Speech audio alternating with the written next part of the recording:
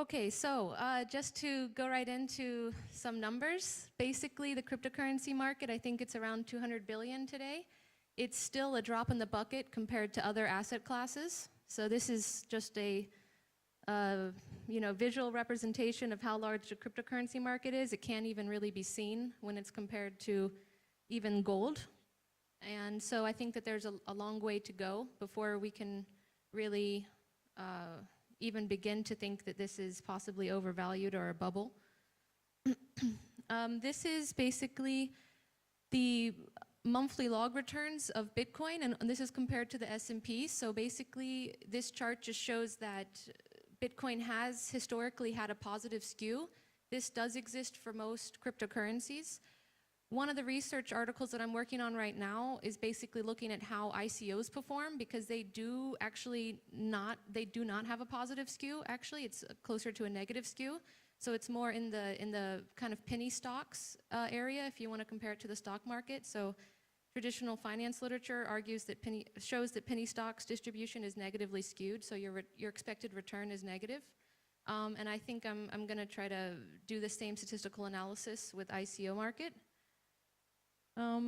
But basically what this shows is that you don't need to mortgage your house and invest in cryptocurrencies. You can just put 1% of your portfolio in and it's still going to make a big difference, big impact. Oops, too fast.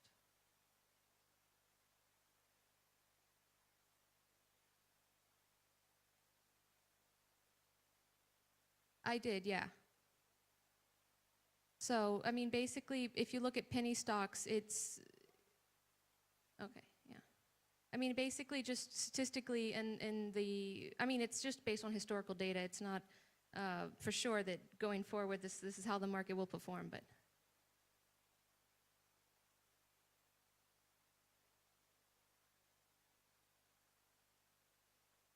Oh, okay, I might be using the terminology incorrectly, but I just mean that the returns on the penny stocks have been negative, and if you look at a lot of ICOs, I think there was actually an ICO paper that came out recently and found that the returns actually were negative, skewed negatively. So I might be using the terms incorrectly, but I appreciate that. And let's see, so also here we have a chart where we basically show the global 60-40 portfolio. If you were to add 1% of Bitcoin or 2% of Bitcoin or 5% of Bitcoin, how your Sharpe ratio would behave. And I also did similar numbers for other performance measures such as omega and expected shortfall. And also you see great improvements. This is with rebalancing. I think it's every quarter. So basically, because if you didn't rebalance, Bitcoin would have gone up and up and up, and your total portfolio would have been just entirely Bitcoin. So this is just rebalancing back into the 5% of cryptocurrencies. And the Sharpe ratio improved by 56% historically. Okay, this is also just correlations. So another statistical analysis basically showing that Bitcoin has been historically uncorrelated with other asset classes. So it can be used in a portfolio to diversify. However, that means that you're putting a heavy weight on the allocation. So if you don't have a heavy weight to cryptocurrencies in your portfolio, then it's not going to add a lot of diversification, of course. Okay, this little ticker thingy is a little bit sensitive. Okay, but here, so these are basically bear markets. So this is basically where cryptocurrencies went down more than 35%. There's been 8 bear markets so far for cryptocurrencies. The longest one was the period when I invested, unfortunately. It was around 2014 when I invested, and then it proceeded to lose about 70% of its value from the point when I invested in it. And then I think in total it lost around 80%. In the worst, or let's see, in the 2014 bear market was here, minus 71%. The one that we're in right now is this line here. So we're still in quite a bear market. We've lost about 64% since the peak.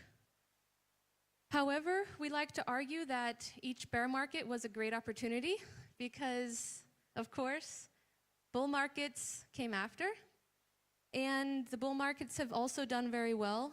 There was the one from 2015 to 2017 that had about a 1,000% return.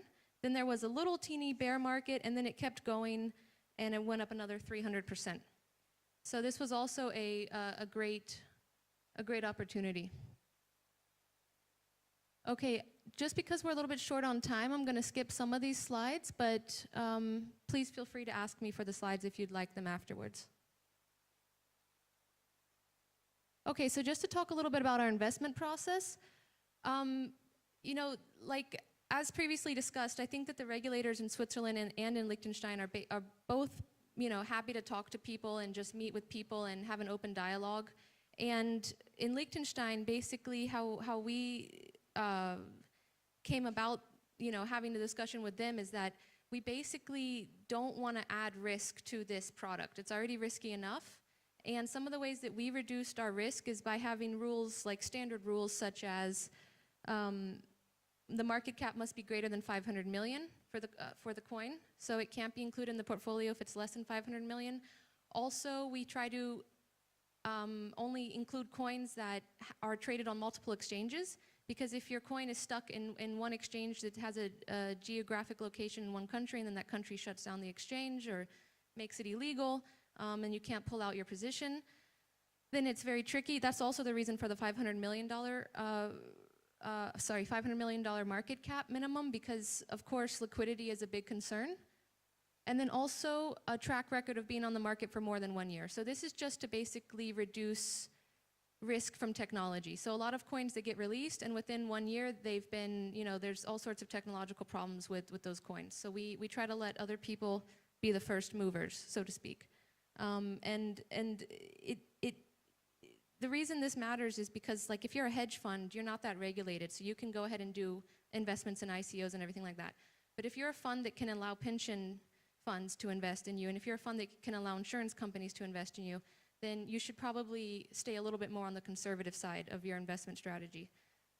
At least that's our approach, but to each his own.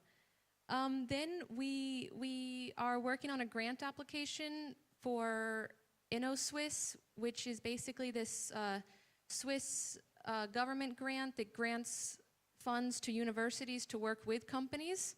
And we applied for a grant with the University of Liechtenstein, which is where I teach. And the University of Liechtenstein has been helping us create our strategy for our active investment portfolio. We look at a lot of different characteristics, and one of the things was that we needed a benchmark to compare our portfolio to. And the benchmark is being created right now with Decentric and LimeYard, I think, which are both Swiss-based companies that work with benchmarking. So LimeYard already has a cryptocurrency index, and that is geared for institutional investors because it's not just a normal index, because like a normal index could include any kinds of coins, but a index for a professional investor or institutional investor can't include coins like Monero or Zcash or any kind of privacy coins that have maybe gray area. They're in the gray area legally. Also, coins that don't have cold storage options. So for example, we work with Bank Frick as our custodian, and Bank Frick basically won't be able to insure, Zurich Insurance won't provide insurance for any cryptocurrencies that can't be securely stored.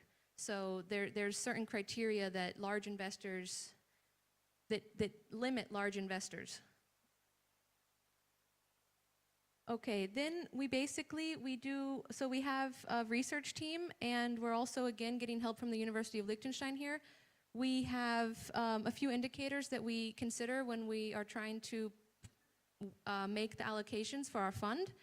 One is market sentiment analysis, another is hash rate, and the other is network effect. There's other variables as well, and I guess that, you know, for anybody that's like in the fund management sphere, I'm not actually from that area, but generally anybody that's from the fund management sphere, I think they either don't know or they don't tell their customers that active strategies don't often outperform the benchmark that they use. So of course in academic literature there's been tons of papers done on this that show it's statistically just very unlikely that you can beat your benchmark year after year for your clients. So, I mean, I think that for us, this goes back to kind of how knowledge is used and how the intelligence in the whole entire market is greater than any one active manager's intelligence. So what we try to do is we basically just try to make sure that all of our indicators aren't giving us blaring signals, not to do something, not to invest in something. But in general, we try to diversify across some of the large coins. And then we either reduce our exposure or we increase our exposure based on our signals. For example, there was a coin that came out last year. I can't really mention which one it was, but it came out shortly after that they had basically used their ICO funding to reinvest in their own ICO to make it look like they had raised more than what they had really raised. And of course, that got more investors to invest in the coin because everybody said, wow, that coin raised $7 million, $7 million, blah, blah, blah. But actually, in reality, they had only raised like $1 million, and then they had just had this very intricate loop of wallets that sent it right back into their ICO wallet. So we have indicators like that that tell us, you know, okay, wait, this coin might not be a good option. And then just for like example, this is a network effect. So basically here we have the market capitalization divided by the number of transactions on the Bitcoin network. And basically we get a ratio. So there's different ways to value cryptocurrencies. There's lots of literature on this. There's fundamental, and then there's empirical, like trend analysis. For the fundamental side, there's absolute valuation, and then there is relative valuation. So the absolute valuation will give you like a price target for a coin, and the relative valuation will give you more of a ratio that allows you to compare different cryptocurrencies. So if you compare like Bitcoin and Litecoin and Bitcoin Cash and several others, which we do in the latest edition of the report, you can see that all of them are trading way above their mean ratio right now, which might present evidence that the whole market still is overvalued. But on the other hand, just to put it in perspective, so right now, I think Bitcoin's ratio is like, I think right now it's at like 44 or around 50 or something. Its mean is 33, so it's above its mean. But of course, this data is limited. It has a short data history. And just to put this into perspective, if you look at Facebook, Facebook's network effect ratio is 250. So even though Bitcoin is above its mean, it's nowhere near where some of the other larger networks are. So Facebook, for example, has a market capitalization of around, I think, 500 billion. They have approximately 2 billion users. You divide market cap by number of users, and you get your ratio. So that's 250, multiple of 250. Okay, so this is just, again, showing Litecoin and Bitcoin Cash. And then this is the conclusion and disclaimer. Thanks a lot. Thank you.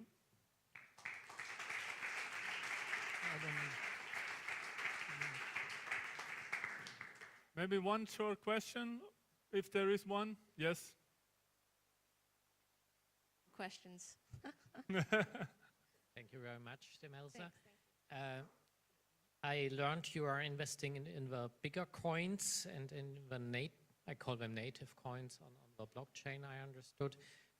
You know, we are working on tokenizing shares and assets of Swiss SMEs on the blockchain.